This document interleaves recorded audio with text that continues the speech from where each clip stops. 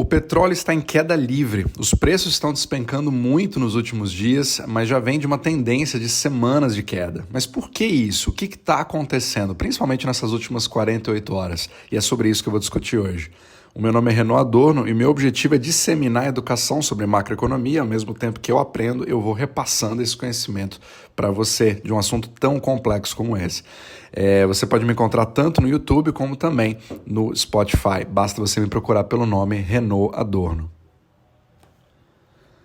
Ok, vendo os mercados e a mídia, parece que a gente não vai ter nenhum tipo de recessão. Na verdade, está tudo bem, os indicadores estão ótimos, a gente tem um índice de desemprego muito baixo, né? Um índice de pleno emprego, e tudo isso é muito positivo. A bolsa está reagindo muito bem, tudo isso está indo muito bem.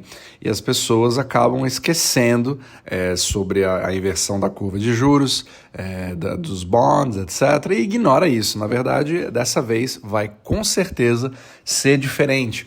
E todos agora dizem que, assim, pelo menos é a grande narrativa que você vê, que nós estamos chegando cada vez mais próximos de um soft landing. Então, todos os dias a gente vai avaliando, né, como é que está o termômetro ali dos mercados, e apesar de alguns falarem de recessão, parece que vem acalmando cada vez mais esse tipo de narrativa. Só que, obviamente, sempre vem algum tipo de índice. Eu quero trazer para você aqui as perspectivas para que você mesmo possa tomar sua decisão. Afinal de contas, não existem certezas, mas somente probabilidades. Mas isso daqui é muito forte para que a gente não converse sobre isso. O petróleo, ele é chave na economia, em qualquer economia, pois nenhuma economia consegue crescer sem petróleo. Não existe nada que consiga chegar perto do que o petróleo faz, da importância que ele tem na energia, mesmo que a gente tenha toda essa narrativa, né, do ESG, na verdade do futuro verde, né, da energia sustentável, renovável, etc. Ela, posso fazer até vários capítulos sobre isso, mas ela não chega nem perto do que o petróleo faz. Ele não vai embora tão cedo, pelo menos é o que os números mostram. Afinal de contas, o petróleo não é usado somente para energia, mas ele também para uma série de outras coisas, entre plásticos, remédios, todo tipo de produto, todos os gadgets que estão na sua mão. Então o petróleo ele é praticamente chave, sem falar que ele faz parte crucial do índice de inflação, seja o IPCA, seja o CPI nos Estados Unidos, na Europa, ele é crucial para tudo isso. Ele é a espinha dorsal do crescimento de uma economia. E a gente percebe que no mercado de petróleo tem uma preocupação muito grande. Essa preocupação não é de agora. Eu já falei anteriormente sobre os países árabes, produtores de petróleo, já terem feito um corte significativo na produção. Mas mesmo assim, eles estão pensando em manter esses cortes ou até aumentar esses cortes no futuro. Por enquanto está em stand-by, só que tudo isso está criando uma incerteza muito grande e os preços continuam caindo. Então você mesmo fazendo cortes, que deveria fazer o preço do petróleo subir, ele continua caindo. Mas uma outra coisa muito intrigante, né, que é importante a se pensar, é que existe também aquele risco geopolítico, né? A gente conhece do passado movimentos muito grandes para cima no petróleo quando você tem quando estoura uma nova guerra, né? Você tem ali a guerra da Ucrânia que já faz vários meses, né, que está em andamento, apesar dela ter saído um pouco da mídia, porque ela foi substituída por um outro conflito entre Israel e Palestina, que faz com que você tenha uma incerteza cada vez maior no mercado, e isso, em princípio, deveria fazer com que o preço do petróleo exploda. Afinal de contas, ele depende de toda uma cadeia de suprimento global, e um conflito desse justamente numa das áreas mais sensíveis para a distribuição de petróleo, deveriam fazer com que esse preço fosse nas alturas. Mas mesmo assim, é exatamente o contrário que está acontecendo. O preço não para de cair. O que já foi $120, que foi para $100, que foi para 90, agora está ali beirando, está abaixo de $80 o barril, tá? Nesse momento que eu estou falando aqui agora, está $75,57 o barril no mercado de futuros. Então isso acaba ficando um pouco estranho e até intrigante de se pensar, mas espera aí, se a economia está indo tão bem, se as coisas estão indo tão bem, Por que o petróleo vai cair? Isso não faz o menor sentido. E aqui agora nós estamos falando da parte da oferta, na parte da produção. Os produtores estão preocupados com alguma coisa que a gente não sabe exatamente o que é. Está tendo algum desequilíbrio no mercado. Então, para isso, a gente precisa ver a história que é realmente o protagonista, que é a história da demanda. Simplesmente a demanda mundial por petróleo está caindo significativamente e praticamente em todos os continentes ao mesmo tempo.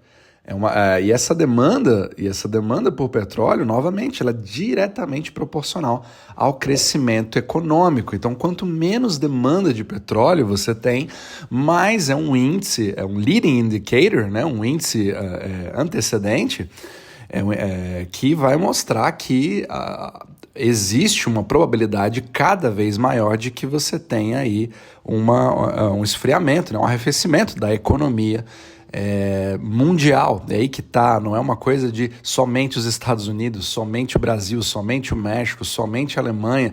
Você vê vários desses casos acontecendo. Você pode listar hoje, canal de notícias, você pode ver uma série de coisas acontecendo ao mesmo tempo. Você tem uma crise energética que não aconteceu na Europa porque a demanda foi muito baixa. Você tem uma atividade industrial alemã baixíssima, ela também acontece na Espanha, ela também está acontecendo na França, ela está acontecendo no Japão, ela está acontecendo na China, né? Eu falei isso no capítulo anterior. E você acaba não tendo nenhum lugar muito para onde fugir. E a demanda global ela é um termômetro simplesmente em tempo real do que realmente está acontecendo no mundo. Então, a gente, como eu disse, a gente viu uma queda gigantesca de demanda na parte industrial da China.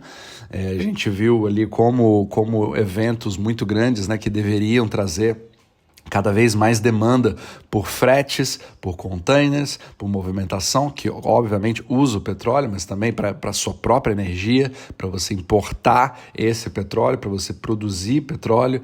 E realmente isso não está acontecendo, né? Na produção de plásticos que são necessários para todos os gadgets que saem da Ásia, isso simplesmente não vem seguindo um crescimento. Tudo isso vai mostrando não somente uma estagnação, mas muitas vezes uma retração, e agora essa retração está cada vez maior.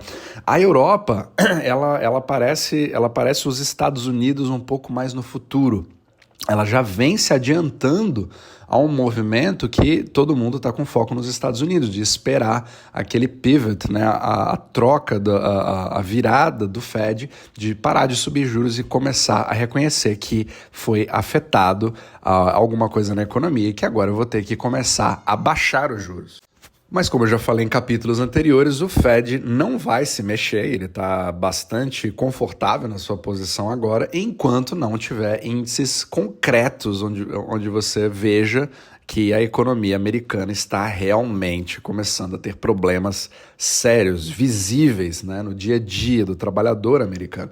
Só que isso já está sendo visto muito mais forte na Europa. O índice de inflação europeu, ele vem caindo numa velocidade bem maior do que nos Estados Unidos, né? Teve uma retração significativa de um mês para cá, chegando perto ali, acima dos 2%, né? Mas chegando perto daqueles famosos 2%, que parece que é o número mágico que foi criado, né? Eu posso depois fazer um capítulo só sobre isso, de por que o 2% foi escolhido basicamente como sendo o objetivo de qualquer banco central. Significa que quando eu estou com 2% está tudo certo. Agora estamos num crescimento saudável a partir de agora e o meu trabalho foi feito. E é isso que seria o pior de tudo, entre aspas, porque quando você vê os reais motivos, né, de uma queda na atividade, que obviamente acaba fazendo com que você tenha um processo deflacionário que começa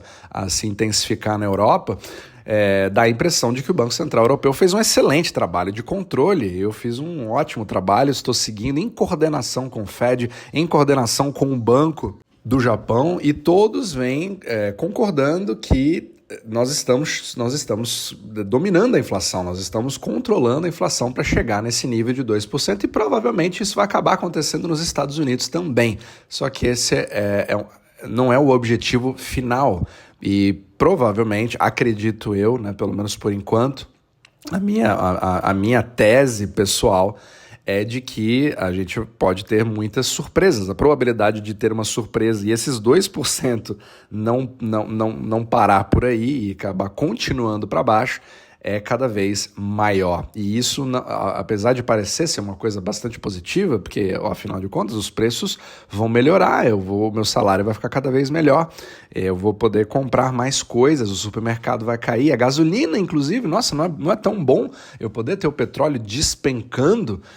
Realmente seria maravilhoso se isso fosse uma questão de oferta, se isso fosse uma questão de abundância de oferta de produtos, de um crescimento na economia. Só que aqui nós estamos vendo o contrário, nós estamos vendo o lado ruim da deflação, que é onde você tem a falta de fluxo de dinheiro no mundo, você tem a falta de dólares. Então, países sedentos por dólares não conseguem obtê-los, a sua dívida fica cada vez maior, você não consegue consumir, você não consegue contratar as pessoas, e as pessoas que estão lá com um salário que, num processo deflacionário, fica cada vez mais valioso, é um custo cada vez maior para o empregador e ele acaba tendo uma probabilidade maior de demissão para reduzir os custos. Isso faz com que você tenha mais desemprego e aí o consumo, obviamente, de um desempregado é bem menor.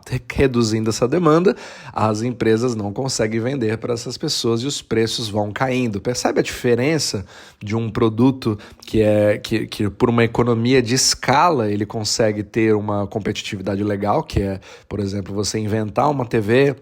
Quando as primeiras TVs de LED, né, apareceram no mercado, elas eram muito caras, porque você precisava de muita pesquisa e desenvolvimento para poder fazer. Só que depois, com o passar do tempo, essa técnica foi melhorando e a economia em escala fez com que o preço caísse. E isso sim é uma deflação fantástica, um processo de inovação deflacionária que vai fazer com que esse produto melhore. Agora aqui nós estamos vendo o contrário, a demanda sendo praticamente destruída, e isso a gente já vem falando há meses aqui no podcast, e infelizmente isso afeta absolutamente todos nós, e é uma coisa que não cria novos produtos e serviços, ele acaba influenciando muito negativamente a inovação. Na verdade, a inovação ela acaba se virando nesses problemas, né? Então, essa é a parte legal do empreendedorismo, do capitalismo em si. Mas na parte econômica, você não está dando condições para que mais pessoas possam participar da economia, para que nós tenhamos mais fluxo de capital, mais velocidade. Eu falei sobre esse assunto também, vou falar cada vez mais, para entender como o sistema monetário precisa dar esse suporte para que o comércio possa fluir normalmente, sem as pessoas precisarem se preocupar com dinheiro em si. Então são essas ineficiências que fazem com que a gente tenha até motivos, né, para poder falar nesse podcast e entender que o sistema é muito mais complexo do que a gente imagina. Então, o grande risco, né, é que nós tenhamos um movimento que possa piorar na parte da deflação, com essa queda de preços, criando uma espiral de falências, demissões e destruição de riqueza. Então, vai ser muito importante a gente vigiar que, mesmo que você possa ter alguns benefícios de, às vezes, você vê o preço da gasolina na bomba começar a cair, você achar isso maravilhoso, muitas vezes é importante se perguntar se esse pelo bom motivo ou por um motivo que possa trazer consequências muito mais negativas no futuro.